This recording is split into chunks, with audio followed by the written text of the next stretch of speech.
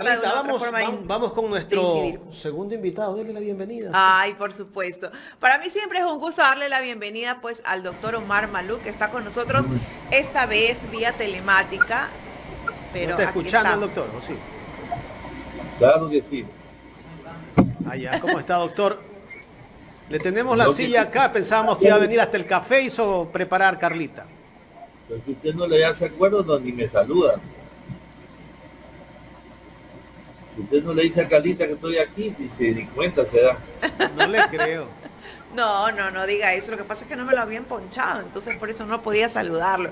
Pero de todas maneras, siempre es un gusto, usted sabe, mi querido doctor Omar Maluk, saludarlo. Saludos igualmente. Un placer estar con ustedes el día de hoy. Bueno, doctor Maluk, lo hecho está, las cifras se dieron, se visualizaron una vez más. Carlita, me gustaría empezar con el doctor Maluk con lo que ha pasado en Argentina, para que nos dé su punto de vista también. ¿Qué le Bueno, parece? ok. Ese balotaje en Al que Argentina. ponían tercero, termina primero. ¿Cómo ve usted? Las encuestadoras no es que acá en el Ecuador no funcionan, en Argentina tampoco funcionan. No funcionan en muchas partes porque son pagadas, porque se venden al mejor postor. Es muy fácil decirle a una encuestadora, oye, come primero y te contrato, y muchas encuestadoras lo aceptan. Yo como me he negado, siempre me he negado a eso, he tenido problemas en el financiamiento de mis encuestas. Así pasa. Así ha pasado en Argentina también. Chiro, pero contento. Yo chico, pero siempre diciendo la verdad. Tanto es así, que tengo un empate técnico declarado con Tomilar Topic, porque él está 0,8% por encima del resultado, y yo estoy 0,8% por debajo. Entonces estamos en un empate técnico entre Tomilar Topic de Tercodata y Omar Maluk, Maluk Research.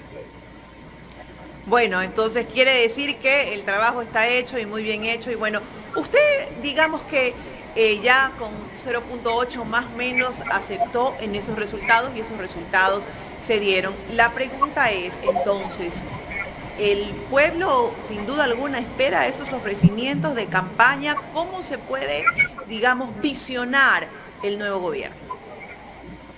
A ver, por Daniel Noboa ha votado una gran parte de la clase media de las grandes ciudades y de las pequeñas ciudades también, pero fundamentalmente ganó por la clase media en Guayaquil, Distrito 13, ganaron 3-1. En la ciudad de Cuenca, en la ciudad de Quito. Y esa clase media atrapada ahí, luchando contra los vientos y marea, para no ser pobre, para no convertirse en pobre, porque poco a poco la clase media se está convirtiendo en pobre en Ecuador. Han puesto su fe en un modelo que nadie sabe lo que es, porque ni el mismo Daniel Noboa se ha atrevido a declararse de liberal o neoliberal.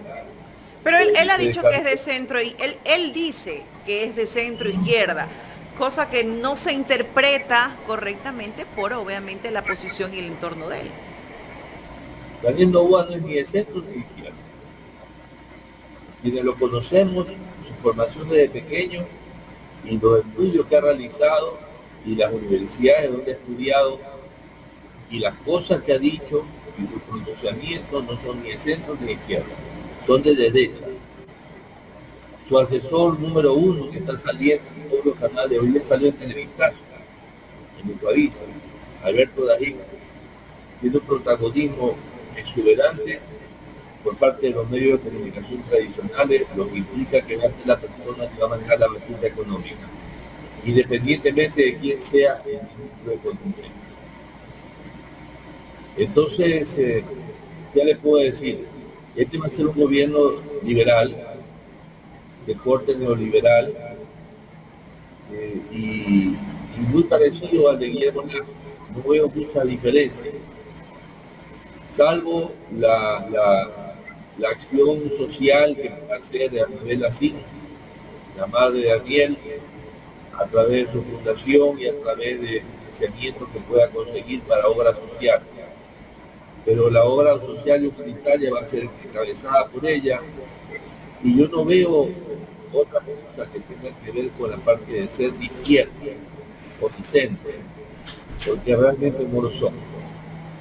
Pero entonces el pueblo ecuatoriano se tendrá que dar contra la pared nuevamente, doctor Maluf, porque las propuestas de Daniel Noboa en campaña no eran propuestas netamente liberales, ¿no? Él hablaba, por ejemplo, de igualdad o igualar, por ejemplo, las pensiones jubilares, ¿no?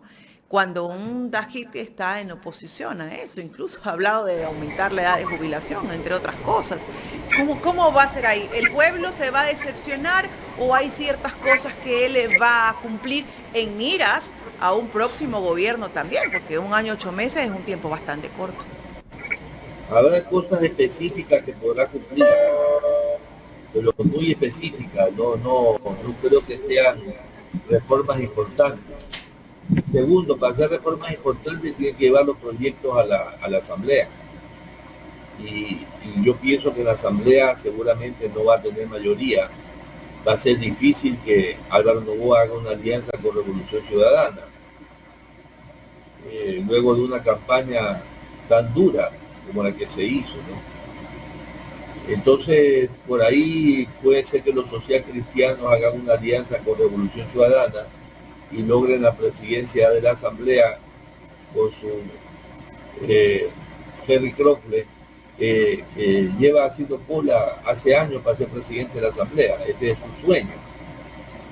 Y posiblemente lo logre en una alianza con lo cual harían mayoría social cristiano y Revolución Ciudadana. Y sería difícil que Álvaro Noboa pueda pasar leyes liberales, neoliberales. Quizás ciertos proyectos de ley que sean buenos para los ecuatorianos, y como lo dijo Virgilio Hernández, que mejoren la situación del Ecuador en lo social, en lo económico, puedan tener aprobación. Pero yo veo difícil que en 1 año y medio puedan lograr aprobar proyectos importantes para reformas, ¿no? Y si insiste en su modelo de consulta, la consulta de antemano, le digo, va a ser muy difícil que la haga. Otra cosa muy importante es la posición que él tenga con los movimientos indígenas. Y ya vimos pues a un Leonidas Issa que salió aquí con su agenda y le dijo, señor, usted tiene que cumplir esta agenda, si no, pues aquí estamos nuevamente.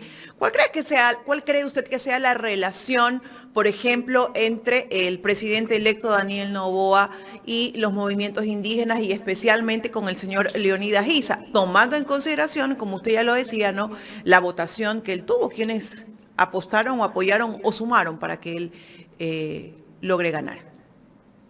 Los movimientos indígenas se han caracterizado desde la elección de Lazo hasta ahora por votar por la derecha.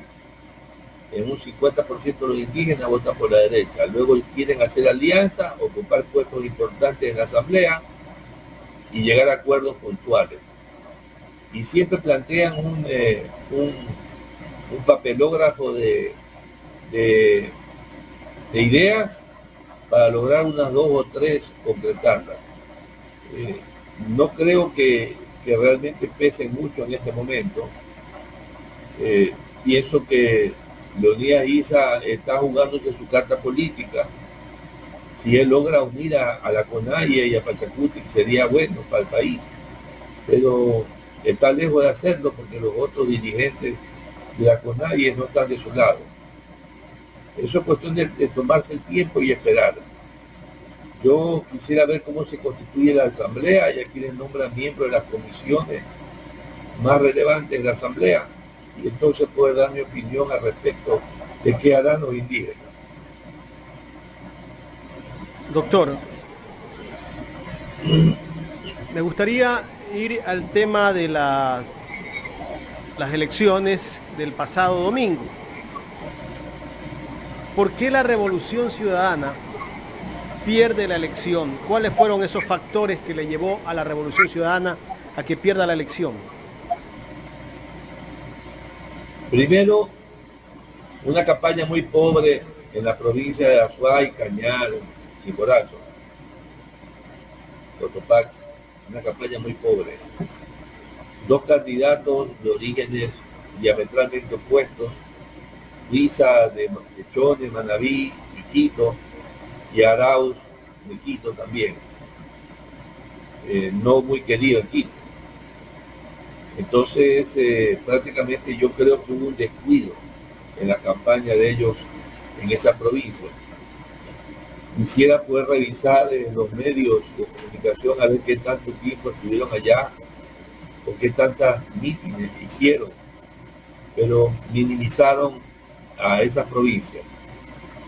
Por otro lado, el cierre en Guayaquil fue muy bueno en el distrito Consuelo, pero parece que descuidaron el centro de la ciudad, el distrito 3 específicamente, donde ganó Aquiles Álvarez, te cuento, en el distrito 3.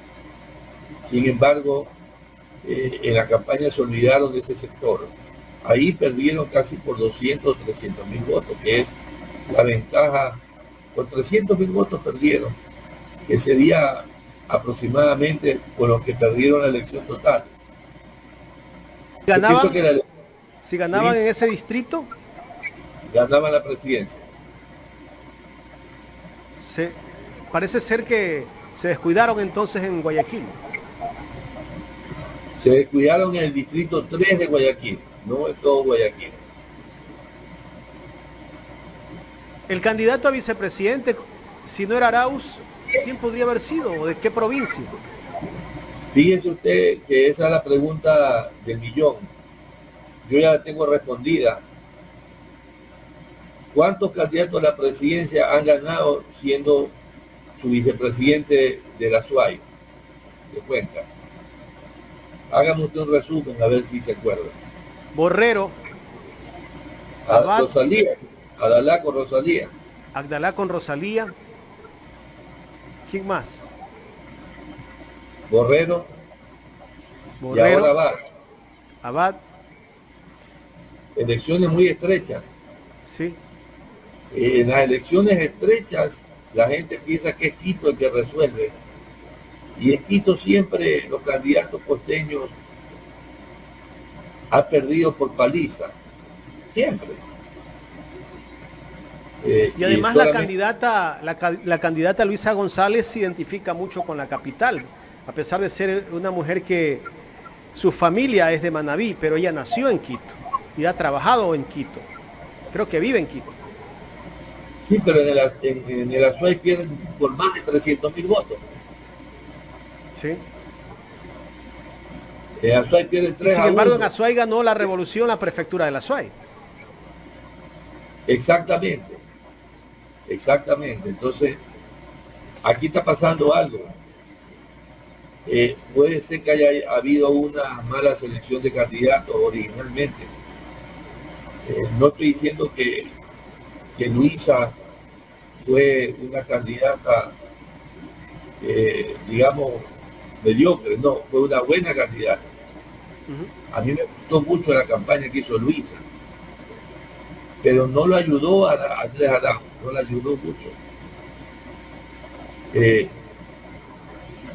Quizás un candidato a la vicepresidencia de la SUAY hubiera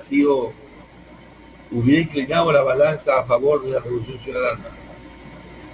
Claro, como que ibas a ese sector de la sierra, te ibas a la sierra centro por allí y de pronto tenías otro enganche, ¿no? Exactamente. Exactamente. Fueron dos candidatos muy alejados de ese sector, de esas zonas, de Cotopaxi para abajo. ¿Y errores en la campaña tal vez hubo o no? La campaña, no creo que hubo errores, hubieron declaraciones que no debieron haberse hecho, pero ambos candidatos cometieron errores. Para mí, la derrota fundamentalmente fue conducida por los crímenes. El crimen de Villavicencio le bajó entre 8 a 10% a Luisa a nivel nacional. Específicamente en la ciudad de Guayaquil solamente 8%. Y, y los crímenes de los sicarios también, porque aumentaron la percepción de inseguridad y el factor relevante que tenía Daniel Noboa a su favor era la percepción de seguridad que se la transmitió a través del tópico. Claro. Y bueno, la semana pasada escuchamos al general Patricio Carrillo y a la misma señora González, que era candidata a la vicepresidencia de Construye, que dijeron que utilizaron el crimen, no lo dijeron en esos términos, pero que utilizaron el crimen de Villavicencio, lo mediatizaron, y este falso positivo, que yo desde mi punto de vista yo creo que fue un falso positivo, a esta persona que apareció de un momento a otro y acusó de que el gobierno de Correa había contratado a los sicarios. Todo eso fue un factor para que de alguna manera la gente que estaba indecisa por quién votar se decida votar por Noboa. Sí, sobre todo en las ciudades donde hay más inseguridad, como Guayaquil. Fíjese usted que ese falso positivo, inclusive anunciado por Fiscalía en pleno proceso electoral, lo cual a mi criterio fue una incursión grosera en el proceso electoral, no produjo efectos en Manabí, porque allá no hay tanta percepción de inseguridad como en Guayaquil. Entonces, aquí en Guayaquil, sobre todo en el distrito 3, que la gente se siente muy insegura, muy abandonada de seguridad, impactó mucho ese falso positivo. Les recuerdo que no fue el falso positivo el que declaró. El que declaró eso fue Cristian Zurita. Lo que dijo la fiscal es que tenía un testigo protegido. Y fue Zurita el que le puso la pimienta al caldo. Y yo sí creo que fue utilizado políticamente. Y yo sí creo, y tengo la cifra de que cayó Luisa en ese punto y subió Daniel lo suficiente como para ganar. Te recuerdo que el resultado de la elección es un empate técnico para cualquier encuesta, porque es 51.7 a 48.3 y no hay casi un 3%, hay un 3% de diferencia apenas, o casi un empate técnico, lo cual te está diciendo que el falso positivo sí produjo un efecto importante, bajando a Luisa y subiéndolo a Daniel. Doctor, ya yéndonos un poco ahora a la votación que sacó Daniel Noboa. ¿Esa votación era de Daniel Noboa o esa votación viene desde hace varias campañas cuando su padre era candidato? La votación de Daniel Noboa viene desde cuando su padre era candidato. Cuando yo encuesté para Álvaro Noboa 7 veces, 7 vueltas al país me di. Hicimos casi 50.000 encuestas en total. Álvaro Noboa llegó a tener un 38%. Inclusive recuerdo la anécdota de cuando Álvaro me dijo: Omar, ¿cómo hago para tener el 40% de aceptación, intención de voto? Y yo le respondí: bueno, tienes que mejorar. Para mí era muy fácil como encuestador sumarle 2%, pero ni a mi madre se lo hubiera aceptado. Una vez mi madre me pidió que por favor le suba un punto a una hijada de él en la escuela, y le dije que no. Entonces, prácticamente, ¿qué te puedo decir? Álvaro Noboa venía con ese 38% y no fue candidato, y 15% se llevó a Javier Herbas. Yo te recuerdo que la gente votó por Javier Herbas porque Javier Herbas era empresario, exportador de la zona de Cotopaxi y Tungurahua, donde Álvaro Noboa tiene molinos Cultier, donde es muy conocido, tiene muchos negocios en la sierra, y entonces ese 15% de Herbas se pasó de Noboa. Eso está en la evidencia de los datos. Y Y además sumó, por su manera de ser, y sumó y llegó al 24. Pero ¿qué te puedo decir? Luego se le sumó Construye completo, el 95% de los votos de Construye, o sea, de Zurita y Villavicencio, y los votos de Voto se fueron a donde Daniel. Llegó al 55%. 55-56%, y empezó a bajar lentamente hasta el 51.7 que sacó.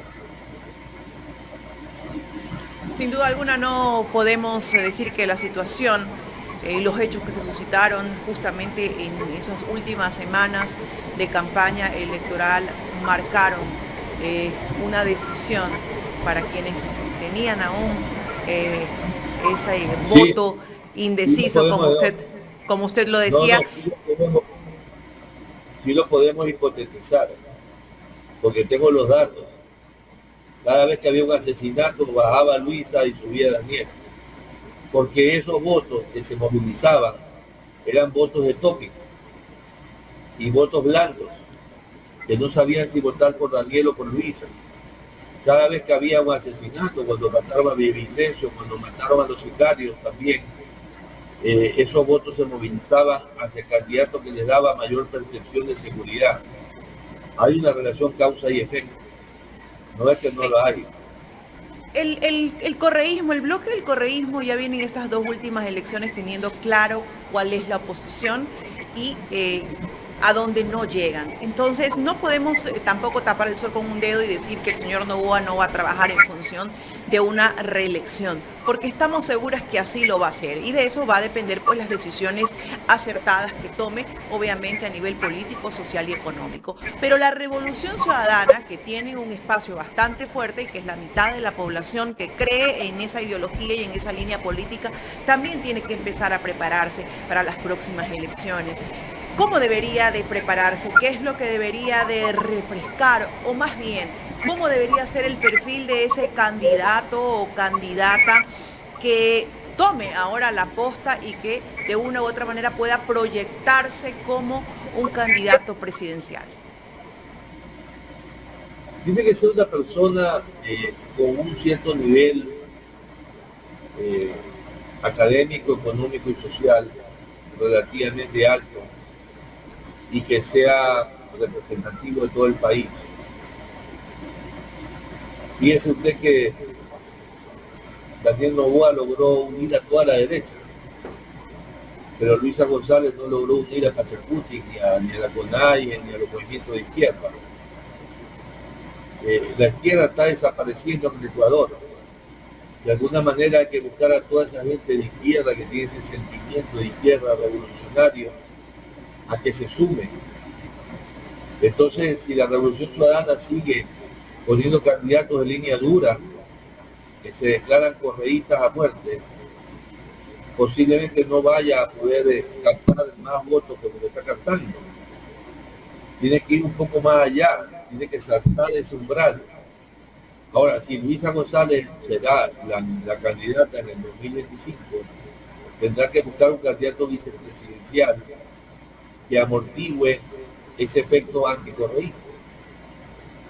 Y ese candidato presidencial tiene que ser relevante, tiene que ser significativo y preferentemente, pienso yo, de la provincia de La Suárez. Le hago una pregunta en torno a futuras elecciones.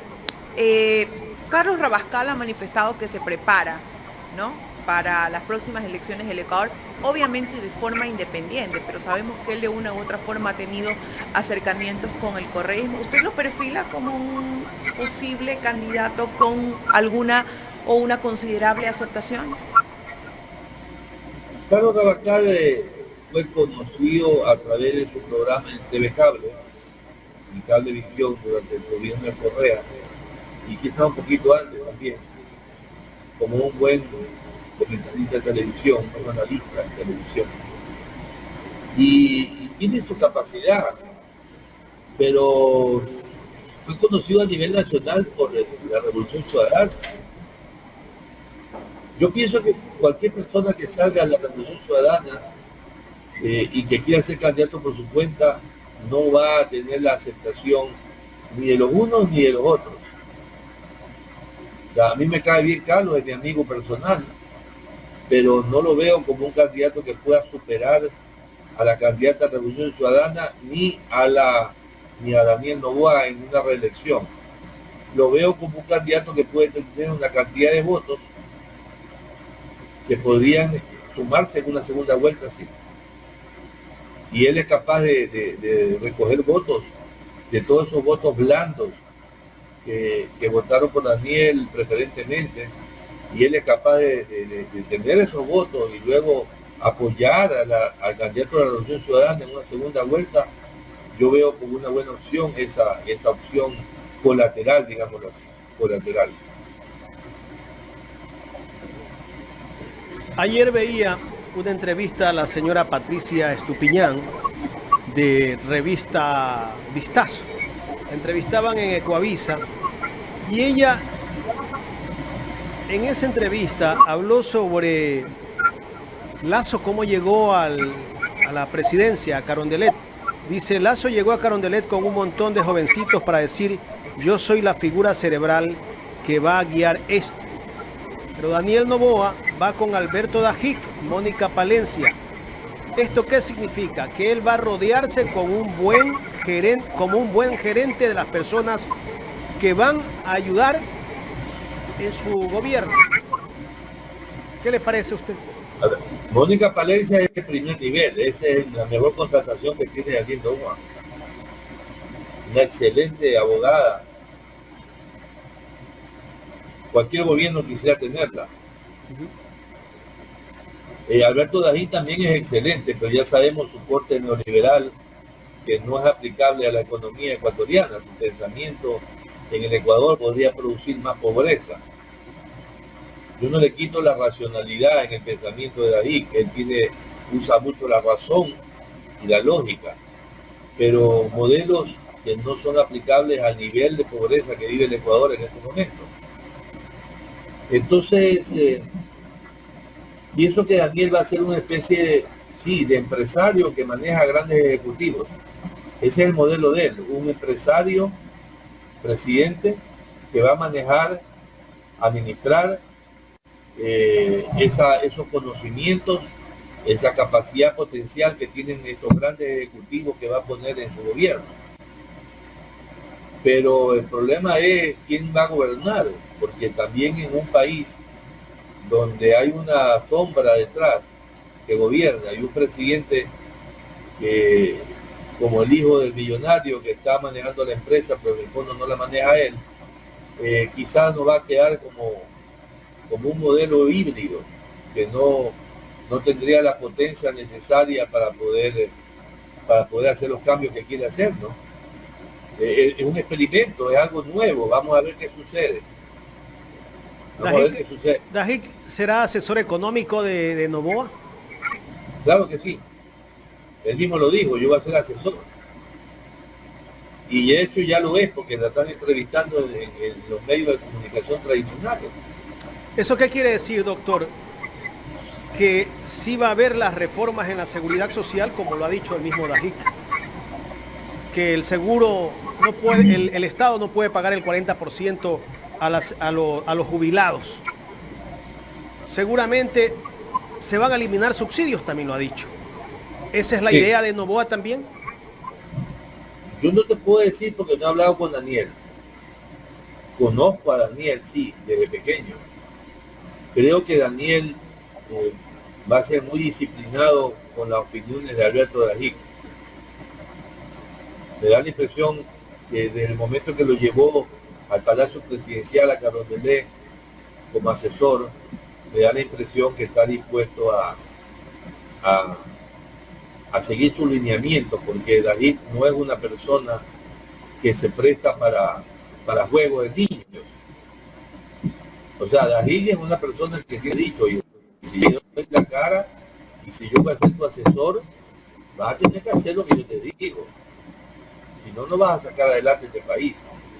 Esa es la percepción que yo tengo, ¿no? No he hablado con Daniel, insisto. ¿Fue atinado o desatinado llevarlo el primer día de la reunión con el presidente Lasso a Carondelet a Dajic? Fue desatinado. fue un error, una falta de experiencia, porque dejó una percepción de que todo lo que había dicho en campaña quizás no se pueda cumplir. ¿Por qué no lo presentó en campaña? Como dijo Luisa, mi asesor es Correa. Si lo presentaba en campaña, perdía votos. Todos sabemos que un modelo neoliberal en el Ecuador no va a funcionar. Ya lo hizo Lasso y no funcionó. Y Lasso lo hizo a medias, porque Lasso tuvo una asamblea en contra que no le permitió aprobar una serie de proyectos. Y cuando ya vino la muerte cruzada, tuvo un tribunal constitucional, una corte constitucional, que tampoco le permitió aprobar esos proyectos de última hora que envió. Entonces, vamos a ver qué pasa con la asamblea. Si Daniel tiene la asamblea a su favor o Daniel tiene la asamblea en contra. Porque si Daniel tiene la asamblea en contra, muchos de esos proyectos no podrán ser aprobados, como la reforma de la seguridad social. Correcto. Pero Daniel Noboa se define de centro izquierda y tiene a un asesor económico neoliberal, ultraderechista. Daniel Noboa no tiene nada ni de centro ni de izquierda. Lo único que tiene, digámoslo así, entre comillas, de social, es la obra humanitaria de su madre, que espero que se fortalezca en este gobierno y sea un beneficio para la gente que lo necesita, a quien le doy todo mi apoyo personal, a la Vega. Doctor, hay cierta incertidumbre de parte de las decisiones que pueda tomar a futuro el presidente electo. Se fue de viaje, no sabemos si fue a reunirse con inversionistas o fue a hacer relaciones con gobiernos amigos. O sea, no hay ni siquiera una vocería de parte del propio presidente de la República o de parte del próximo gobierno. Que eso también yo creo que por ahí está fallando el presidente electo, desde mi punto de vista. Bueno, a ver, la deuda externa es impagable a partir del año 2024. O sea, el próximo año ya Ecuador no va a poder cumplir con la deuda externa. Entonces, los vencimientos de la deuda son tan altos que ocupan un alto porcentaje del Producto Interno Bruto y seguramente está haciendo acuerdos con gobiernos extranjeros para poder financiar parte de ese déficit. Eso es posible que esté haciendo, por ejemplo, Club de París o países europeos. Eso por un lado. Por otro lado, quizás está buscando asesoría para el tema de la seguridad y para el tema de la mejora de la productividad. Pero es importante saber que una mejora de la productividad no es un tema de un año. La mejora de la productividad de un país se logra en 10 años, no en un año y medio. Pero en todo caso, yo veo bien que haya ido y veo bien que esté buscando puertas afuera. Es una buena iniciativa que él está tomando. Antes de seguir, les voy a pedir a nuestros amigos que están conectados que pongan el like. A ver, todos los que no han puesto el like, les pido que pongan el like para impulsar el trabajo que hacemos. Y los que pueden hacer un super chat también, los invitamos a hacerlo con una tarjeta de crédito o de débito aquí en Ecuador en Directo. Doctor, entremos al tema que propuso en campaña también el presidente Daniel Noboa. Él habló de una consulta popular. ¿Le darán los tiempos para hacer esa consulta popular? Si hace la consulta popular, se va a distraer lo más importante, que es la gobernabilidad en estos momentos, el tema de la inseguridad, el asunto del financiamiento del déficit público, la reestructuración de la deuda externa. Creo que no conviene una consulta popular en estos momentos. Quizás, si él quiere hacer una consulta popular, debería ir a la reelección en el 2025, ganar la elección y ahí hacer la consulta popular.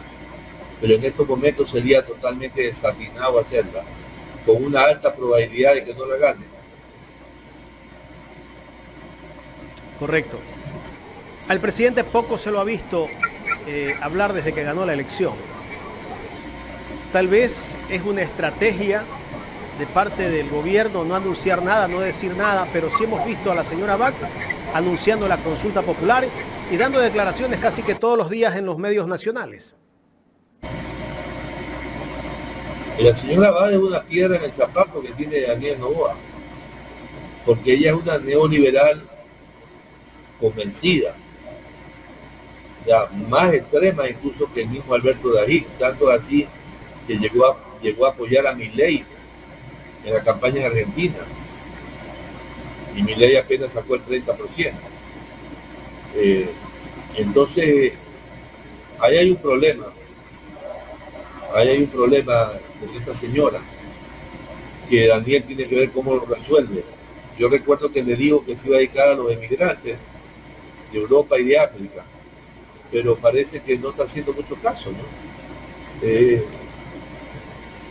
Y vamos a una consulta popular para hacer reformas liberales, neoliberales, no uso la palabra liberal, sino neoliberales en el Ecuador, quizás está conduciéndolo a una derrota, porque fíjese usted la consulta popular de Lazo, la perdió, casualmente por eso.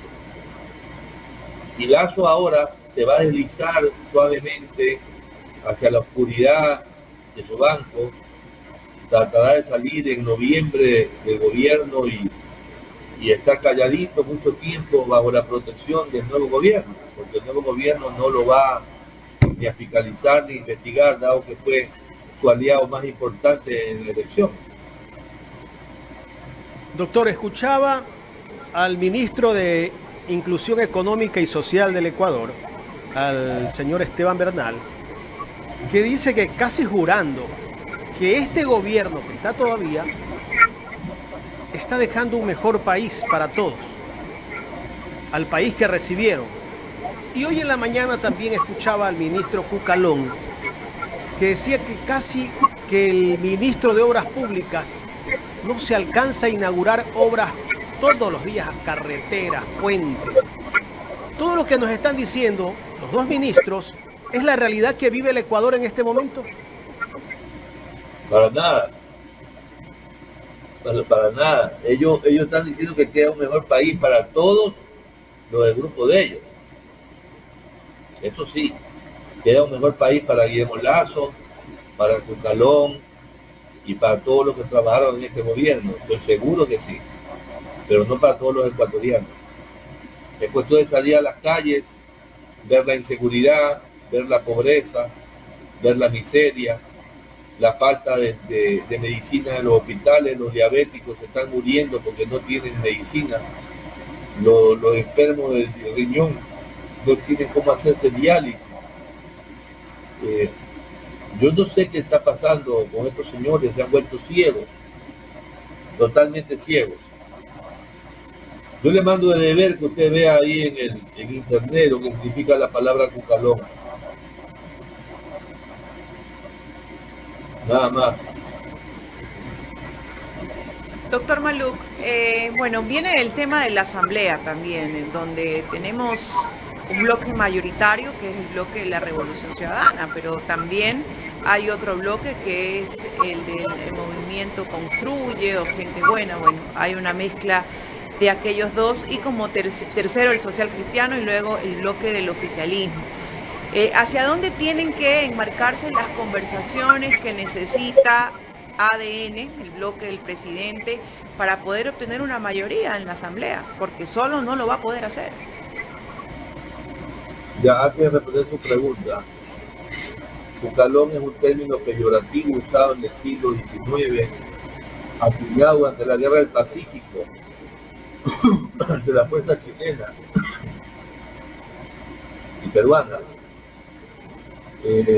para aquella persona que participa siendo civil en operaciones militares por no poseer conocimientos castrenses, pero incluyen la intromisión en asuntos bélicos, siendo considerados un estorbo.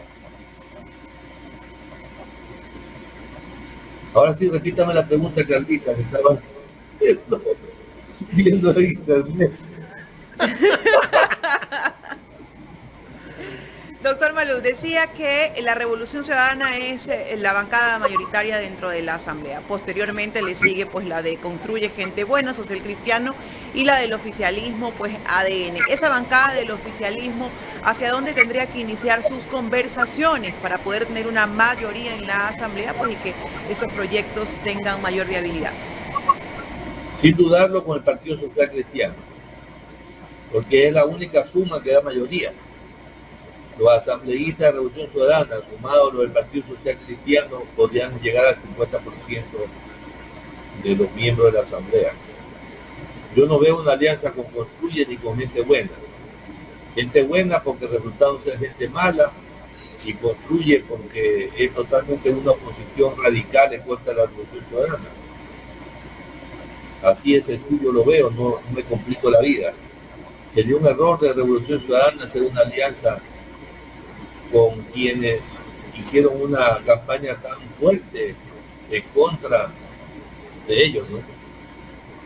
Doctor, y justamente tocando el tema de Cucalón, se me viene a la cabeza, pues, ¿cuál es el perfil del ministro de Gobierno de este nuevo periodo, o para finalizar este periodo que va a tener Daniel Noboa? ¿Cómo debería de ser? ¿Un hombre conciliador, un hombre técnico, ejecutor? ¿Cómo debería de ser ese perfil? Porque sabemos la importancia, pues, de ese cargo. Ecuador siempre ha tenido en el pasado muy buenos ministros del gobierno, pero últimamente ha tenido muy malos. Pienso que el ministro del gobierno tiene que ser un hombre fuerte, recio, un hombre de carácter, hermético, pero que a la vez se pueda comunicar con todos los sectores políticos y sociales. Y ese perfil tiene que buscarlo Daniel Noboa. No creo que haya muchos perfiles como esos en el Ecuador. Quizás se lo encuentra, lo busca, lo puede encontrar. Me parece a mí que, por ejemplo, Mónica Palencia, no sé qué puesto le van a dar a Mónica, ni qué puesto va a ocupar, pero Mónica Palencia podría ser un excelente ministro de gobierno, ministra de gobierno. En esa línea, la importancia que juegue justamente en este año 8 meses va a tener que hacerse ver en función de la Asamblea. Pero también hay otra cosa importante que ya se está cocinando, y es esa elección, pues, de las autoridades de la Asamblea. ¿Hacia dónde cree usted que se va la balanza? Si hay una alianza de Revolución Ciudadana con el Partido Social Cristiano, yo pienso que ellos podrían, unidos, aportar con leyes importantes para los próximos años en el Ecuador, o sea, para el próximo año y medio que queda, ¿no? Ojalá que se dé esa alianza, no se dé otra. ¿Y esa alianza podría llevar a una presidencia de la Asamblea al señor Kronfle? ¿A ¿Sí? la señora Pierina Correa? ¿A quién podría llevar una posible presidencia de la Asamblea? Yo pienso que los social cristianos van a pedir la presidencia de la Asamblea para Henry Kronfle. Pienso que sería una condición sine qua non. Doctor, pero... Henry Kronfle es parte de la más rancia oligarquía guayaquileña. Entonces Henry Kronfle tendría buenas relaciones tanto con Daniel Noboa como con todos los movimientos, y si tiene buenas relaciones con Revolución Ciudadana sería como la base de la pirámide, ¿no? Sería un elemento unificador de todo lo que está en la Asamblea. Doctor, pero si se da una alianza, como usted dice, con el PSC y la Revolución Ciudadana, va a arder Troya. Los odiadores enseguida van a salir, pues, entre ellos los parlantes que amplifican el mensaje de la ultraderecha, ¿no? Sí, de acuerdo, totalmente de acuerdo contigo. Yo estoy de acuerdo contigo. Pero eso no hay que pararle bola. Ahorita en estos momentos... Como lo sometieron a Lazo, recuerde cómo sometieron a Lazo, ellos lo sometieron a Lazo. Sí, sí, sí, sí. Y sería bueno que esos acuerdos sean públicos, un poco para que no queden cosas debajo de la mesa y de pronto la ciudadanía conozca en qué se basan esos acuerdos. Todo debería ser público, absolutamente todo.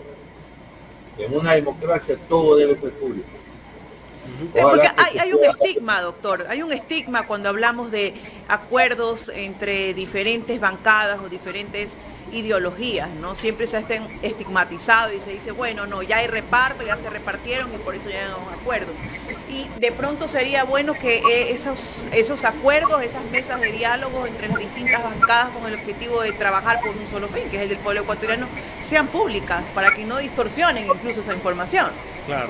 Porque ya teníamos, por ejemplo, a un Lenín Artieda diciéndole a uno de los asambleístas electos de Daniel Noboa que cuidadito y hacen acuerdos con las bancadas que quieren impunidad. El correísmo busca impunidad, o sea, adelantando lo que hacían con Lazo, o sea, sometiendo al que llega al poder.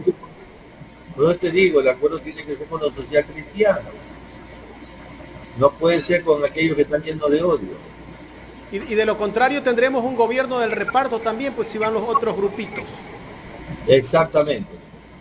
Con los social cristianos y se acabó. Unos cuantos independientes por ahí y se acabó. Oye, me está esperando el desayuno. Doctor, no le quitamos más tiempo. El desayuno que ustedes me deben.